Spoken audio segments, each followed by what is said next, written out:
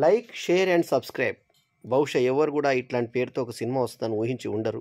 Social మాధ్యమాల్లో YouTube channels వచ్చిన తర్వాత లైక్, షేర్ అండ్ సబ్స్క్రైబ్ అనేది కామన్ టర్మ్గా అయిపోయింది. గల్లీకి ఒక యూట్యూబ్ ఛానల్, ఇంకా మాట్లాడితే ఇంటింటికి ఒక యూట్యూబ్ ఛానల్ ఉన్నటువంటి ఈ రోజుల్లో మేర్లపాక గాంధీ ఒక మంచి కామెడీ సినిమాని లైక్, షేర్ అండ్ సబ్స్క్రైబ్ పేరిట తీసుకురావడం ఒక సాహసం అనే చెప్పాలి. టైటిలే ఒక సాహసం. అంటే ఇంగ్లీష్ సినిమా లాగా టైటిల్ పెట్టారు. తెలుగు నటులు కనబడుతున్నారు కాబట్టి తెలుగు సినిమా అనుకుంటాం, లేకుంటే ఇక్కడ లోగో అంతా కూడా ఇంగ్లీష్లోనే డిజైన్ చేయడం జరిగింది. సరే, ఈయన గతంలో మేర్లపాక గాంధీ 29 నవంబర్ 2013లో వెంకటాద్రి ఎక్స్ప్రెస్ అనే సినిమాతో దూసుకొచ్చాడు. ఆ cinema super hit. So Sandeep Kishan హీరోగా చేసిన సినిమా తర్వాత మళ్ళీ ఇంకొక సినిమా చేసి కొంచెం అక్కడ స్లో అయ్యాడు. మళ్ళీ ఇప్పుడు ఈ లవ్, షేర్ అండ్ సబ్స్క్రైబ్ అనే సినిమా ద్వారా వచ్చాడు. దీనికి కథ, మాటలు, స్క్రీన్ ప్లే, దర్శకత్వం మేర్లపాక గాంధీ. కాక సంగీతం వచ్చేసి మనకి ప్రవీణ్ లక్కరాజు మరియు ఒక మిరియాల అని ఒక అతను చేయడం జరిగింది. మెయిన్ ప్రవీణ్ లక్కరాజు పేరు టైటిల్ మీద కనబడింది. ఆ తర్వాత ఏఎస్ వసంత్ కెమెరా, ఎడిటింగ్ వచ్చి రాముతోము. ఇక ఈ సినిమాకి వెంకట్ బోయినపల్లి నిర్మాత కాగా మైమ్ గోపి, నరేను, సుదర్శను, బ్రహ్మాజీ, తర్వాత రఘుబాబు, తర్వాత ఫరియా అబ్దుల్లా మనకు జాతిరత్నాలు ఫేమ్ హీరోయిన్, తర్వాత హీరోగా సంతోష్ శోభన్, వీళ్ళు నటినట్లు. ఇక ఏక్ మినీ కథ అనే కథతో ఫేమస్ అయిన ఒకప్పటి బాలనటుడు సంతోష్ శోభన్ ఈ సినిమా ద్వారా హీరోగా రాణించే ప్రయత్నం చేశాడు. అతని వరకు ఏం తప్పులేదు, అతను బాగా చేశాడు. ఫరియా అబ్దుల్లా కూడా మంచి గ్లామరస్గా కనిపించింది. ఎక్కడ స్కిన్ షో కానీ ఇవి లేకున్నా కూడా ఒక ఐటమ్ సాంగ్ మాత్రం ఇందులో పెట్టారు.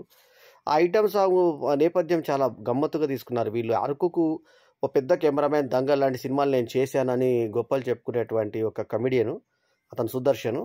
అతను నేను అది చేశాను, ఇది చేశానంటే తీరా చూస్తే అతను థియేటర్లలో బ్లాక్లు చేసేటువంటి అంటే సినిమాని వీడియో చౌర్యం చేసేటువంటి కెమెరామ్యాన్. ఆ తర్వాత తెలుస్తుంది. సో అది పక్కన పెడితే అతన్ని నమ్మి గుడ్డిగా ఇంట్లోంచి డబ్బులు తీసుకొని, తల్లిదండ్రుల దగ్గర డబ్బు తీసుకొని నేను వీడియోలు చేస్తానని కేవలం 30 మంది సబ్స్క్రైబర్లు ఉన్నటువంటి ఛానల్తో అతను 31గా అది కూడా ఎవరెవరిని అందరినీ ఆయనే చేసుకున్నాడని చూపించే సన్నివేశాలు తమాషాగా ఉంటాయి. ఆ తర్వాత 3 మిలియన్లు, దాదాపు 2 నుంచి 3 మిలియన్ల మధ్యలో సబ్స్క్రైబర్లు ఉన్నటువంటి అమ్మాయితో ప్రేమలో పడతాడు. ఆ అమ్మాయి డీజీపీ కూతురు. డీజీపీ తమిళ నటుడు, మనకి పిజ్జా ఫేమ్ నటుడు అతను. సో తమిళ నటులు ఇద్దరిని వాడుకున్నారు ఇందులో. సో వాళ్ళు ఎందుకంటే తమిళ మార్కెట్ కోసం కూడా దృష్టిలో పెట్టుకొని చేసినట్టుగా అనిపించింది.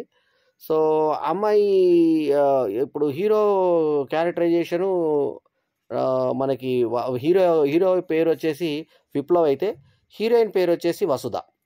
సో ఈ ఫస్ట్ విశాఖపట్నం చూపిస్తారు. విశాఖపట్నంలో ఒక దగ్గర రఘుబాబు కూర్చొని ఉంటే ఒక అమ్మాయి టాప్న కొడుతుంది చెంప మీదకి వెళ్ళి. ఏం కొట్టాను అని గమనించే లోపల అతను ఏదో ఆత్మహత్య చేసుకోవడానికి వెళ్తూ ఉంటాడు అబ్బాయి.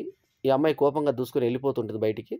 సో అప్పుడు రఘుబాబు వెళ్ళి అతని దగ్గర పోతే నాకు చెప్పుబడింది, నేను తెచ్చుకుంటున్నానంటే మరి ఎందుకు ఆ అమ్మాయి కొట్టింది, ఏంటా కథ అంటే నేను ఆ కథ వింటారా మీరు చెప్తానంటూ తన స్టోరీలోకి వెళ్తాడు. ఆ స్టోరీ ఓపెనింగ్లో ఒక పెద్ద డబ్బు గల అతను ఎమ్మెల్యే, చిన్న కొడుకు ఉంటాడు, 8 ఏళ్ళ లోపు 10 ఏళ్ళ లోపు కొడుకు. ఆ 10 ఏళ్ళ లోపు చిన్న కొడుకు ఉంటే ఆ కొడుకు ఇతను వెళ్తూ ఉంటే దోలో పీపీఎఫ్ అని చెప్పి అంటే ఒక నక్సలైట్ గ్రూపు అతన్ని కాల్చి చంపుతారు. అది కట్ చేస్తే ఆ తర్వాత ఏంది కథ, లవ్ స్టోరీ చెప్తున్నాను, ఈ కథ చెప్తున్నావు అని అంటున్నాను. మళ్ళీ బయటకు తీసుకొచ్చిన తర్వాత ఈ పీపీఎఫ్కి పోలీసులకు మధ్యలో వివాదాలు జరుగుతూ ఉంటాయి. ఈ నేపథ్యంలో మళ్ళీ 2022కి వచ్చాం మనం. వచ్చిన తర్వాత కథ మళ్ళీ ఇప్పుడు మన దాంట్లోకి వచ్చింది. ఇక్కడి నుంచే మొదలు పెడితే ఇక ఈ హీరోయిన్స్ కలయిక ఎట్లా జరుగుతుందంటే సంతోష్ శోభను ఒక సేమ్ ఇప్పుడు ఇందాక చెప్పినట్టు అరకు ట్రావెల్ బ్లాగర్గా తయారు కావాలని చెప్పేసి ఒక కెమెరామెన్ని తీసుకొని, సుదర్శన్ని తీసుకొని బయలుదేరిన తర్వాత అక్కడ అందాలు అవి తీస్తుంటే అక్కడ ఫరీక్ అబ్దుల్ ఇతను పడిపోతుంటే కాపాడుతుంది. తీరా చూస్తే ఇతను ఆమె అభిమాని.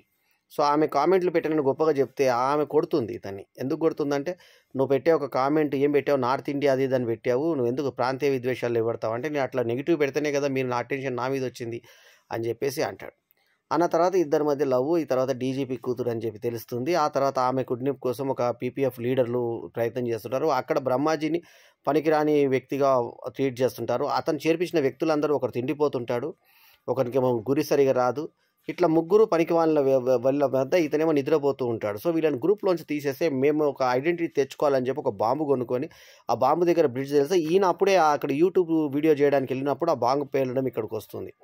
ఇంతలో ఫరియా అబ్దుల్లా అని ఒక అతను టీజ్ చేస్తుంటే ఆమె కొట్టేస్తుంది. కొట్టేసిన తర్వాత మళ్ళీ వాళ్ళు బస్సులో అటాక్ చేసి రేప్ చేయడానికి ట్రై చేస్తే అప్పుడు హీరో దిగి ఆమెను కాపాడే నేపథ్యంలో అతనే దెబ్బలు తింటాడు. ఇంతలో పోలీసులు రావడంతో వాళ్ళు పారిపోతారు. ఇది వీడియో చేసి పెడతాడు. ఇంతలో డీజీపీకి ఢిల్లీలో ఉన్న కూతురు ఇక్కడికి వచ్చిందని తెలిసిన తర్వాత అతను కంగారుగా ఆ అమ్మాయి కోసం పంపిస్తాడు. ఆ అమ్మాయి వెతుకులాటలో వీళ్ళు మళ్ళీ ఆ పీపీఎఫ్ గ్రూపు లీడర్ అయినటువంటి వ్యక్తి మళ్ళీ ఇక్కడ బ్రహ్మాజీది ఒక సపరేట్ గ్రూప్ కాబట్టి ఈమె ఆ వ్యక్తి అని తెలియకుండా వీళ్ళు కిడ్నాప్ చేస్తారు ఆ రూమ్ నుంచి. సో ఈ నేపథ్యంలో జరిగేటువంటి కామెడీని మిగతా సినిమా అంతా మనం చూడాలి.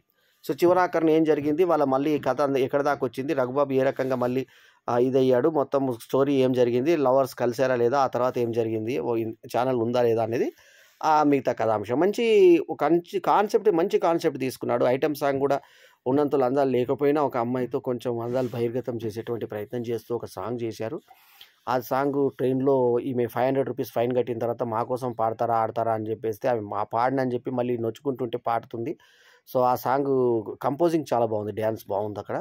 సో ఆ తర్వాత పాటలు కూడా ఉన్నంతలో లక్కరాజు ప్రవీణ్ మంచి పాటలు అందించే ప్రయత్నమే చేశాడు. ఇక్కడ మ్యూజిక్ మనకి లక్కరాజు ప్రసాద్ ప్రవీణ్ మ్యూజిక్ ఎక్కడ కూడా మనకి దెబ్బతినలేదు, చక్కగా ఉంది మ్యూజిక్. సో కెమెరా కూడా మంచి అందాలు ఒడిసి పట్టుకుంది. ముఖ్యంగా అడవి అందాలు, టాప్ యాంగిల్స్లో అవన్నీ కూడా చాలా బాగా తీసుకొచ్చుకున్నాడు. ఆ తర్వాత వీళ్ళకు నక్సలైటర్ గేటప్లో తీసుకుంటారు, ఊబిలో పడ్డం, ఇవన్నీ సన్నివేశాలు క్రియేట్ చేశారు. అయితే సప్తగిరి ద్వారా రివ్యూ రైటర్స్కి కూడా ఒక మంచి చురక లాంటిది వేశారు. వీడు ఎప్పుడు రివ్యూలు చెప్తుంటాడు, 1 పాయింట్ ఇస్తే ఒక పెద్ద రియల్ ఎస్టేట్ కొడుకుని హీరో పెట్టి చేస్తే 0.25 ఇచ్చాడంటే ఆ రివ్యూ చూపిస్తారు. ఆ రివ్యూ రైటర్ల మీద ఒక చిన్న ఇదిలాగా ఒక చురకలాగే వేశారు. సో ప్రతి ఒక్కడికి రివ్యూ చేయడం అలవాటు అయిపోయి ఇష్టం వచ్చినట్టు మాడతారు. రైటర్ కూడా డైరెక్టర్ కూడా ట్రై చేస్తారు, ఫెయిల్ అయ్యి వీళ్ళు రివ్యూ రైటర్లు అయిపోతారు అన్న ఒక ఇది వేశారు. ఇప్పుడు నాలాంటి వాళ్ళు కూడా ఉన్నారు, 36 సినిమాలు తీసిన తర్వాత కూడా రివ్యూలు చెప్తున్నాను. సో సరే, రివ్యూలు చెప్పడం తప్పు అన్నట్టుగా లేదా వాళ్ళని కామెడీ చేయాలనే ఉద్దేశంతో 0.25 అనేది నాకు తెలిసి ఇప్పటిదాకా ఏ రివ్యూ రైటర్ ఏ సినిమాకి ఇవ్వాల. ఈ సినిమాలో వ్యంగ్యం వేసే దృష్టితో అది అట్లా చేయడం జరిగింది. సరే ఓకే, అవి పక్కన పెడితే ఎవరికి చేసే ఆ స్వాతంత్రం వాళ్ళకు రివ్యూలు చేసే స్వాతంత్రం రివ్యూ రైటర్స్కి ఉన్నప్పుడు మరి రివ్యూ రైటర్స్ మీద సెటిల్ వేసేటువంటి అధికారం వాళ్ళ సాహసం చేసే పని సినిమా వాళ్ళకి ఎందుకు ఉండకూడదు? ఒక సినిమా వాడిగా ఓకే ఉండొచ్చు, మీ బాయిలో మీరు వెళ్తారు, వీళ్ళ బాయిలో వీళ్ళు వెళ్తారు. ఆ రెండింటికి అనుసంధానకర్తగా నేను ఉన్నాను కాబట్టి నేను రెండింటిని కూడా సమర్థిస్తాను, తప్పేం లేదు. ఎవరి పని వాళ్ళు చేసుకుంటూ వెళ్తున్నారు. మరి వాళ్ళ సినిమాల మీద రివ్యూలు చేసినప్పుడు వీళ్ళు భరించినప్పుడు, వీళ్ళ రివ్యూ రైటర్స్ మీద రివ్యూలు చేసినప్పుడు వీళ్ళు భరించాల్సిందే. సో ఒక రివ్యూ రైటర్గా నేను భరించాల్సిందే అట్లాగా. సో ముఖ్యంగా ఏంటంటే ఫరియా అబ్దుల్లా మంచి అందంగా, హైట్గా, పర్సనాలిటీ, ఫిజిక్ బాగా కనబడింది. బ్యాక్ కూడా కొన్ని యాంగిల్స్లలో మంచి ఎత్తుగా బాగా కనబడ్డా, అంటే మంచి గ్లామర్గా చూపించాడు అమ్మాయిని. సో ఓవరాల్గా నీట్గా ఒక ఫ్యామిలీ ఓరియంటెడ్గా సినిమాని, మంచి సినిమాగా లవ్ షేర్ అండ్ సబ్స్క్రైబ్ సినిమాని తీసుకొచ్చాడు. అందుకు మేర్లపాక గాంధీని అభినందించాలి. డైలాగ్స్ కూడా మంచి పంచులు పడ్డాయి. తమిళ్ వాతావరణం కూడా తగ్గట్టుగా తీసి ఇద్దరు మెయిన్ లీడ్స్ని, ముఖ్యంగా డీజీపీ క్యారెక్టర్ హీరోయిన్ తండ్రి పాత్రని, ఆ తర్వాత నక్సలైట్ లీడర్, ఇట్లాంటి వాళ్ళని కొంచెం తమిళ్ టచ్ ఉన్న వాళ్ళని పెట్టుకొని, ఫిజా ఫేమ్లో ఇద్దరున్నారు, వాళ్ళిద్దరిని పెట్టుకొని మనకి ఈ సినిమాకి కొంచెం తమిళ్ గ్లామర్ కూడా తీసుకొచ్చే ప్రయత్నం చేశారు. సో ఇది అటు కూడా సక్సెస్ కావాలని కోరుకుంటే, ముఖ్యంగా తెలుగులో మాత్రం ఇది కొంచెం అటు ఇటుగానే ఉంది సినిమా అని చెప్పాలి. పెద్దగా ఆకట్టుకునేటువంటి ఇది లేకపోయినా కష్టపడి అయితే తీశారు. 2.5/5 is my rating. Signing off yours Balem Venumadhav. ఈ వీడియో కనుక మీకు నచ్చితే లైక్ చేయండి, కమెంట్ చేయండి, షేర్ చేయండి. మా ఛానల్కు తప్పకుండా సబ్స్క్రైబ్ చేయండి. తమాషా ఏంటంటే ఇతని మొదటి సినిమా నవంబర్లో రిలీజ్ అయింది, మేర్లపాక్ గాంధీ 2013, 29 నవంబర్కు ఆయన మొదటి సినిమా రిలీజ్ చేయగా, ఇప్పటి సినిమా కూడా ఇది కూడా నవంబర్లోనే 4వ తారీఖున విడుదల కావడం, నవంబర్ నెలలోనే 2 రావడం విశేషం. So all the best. జై హింద్.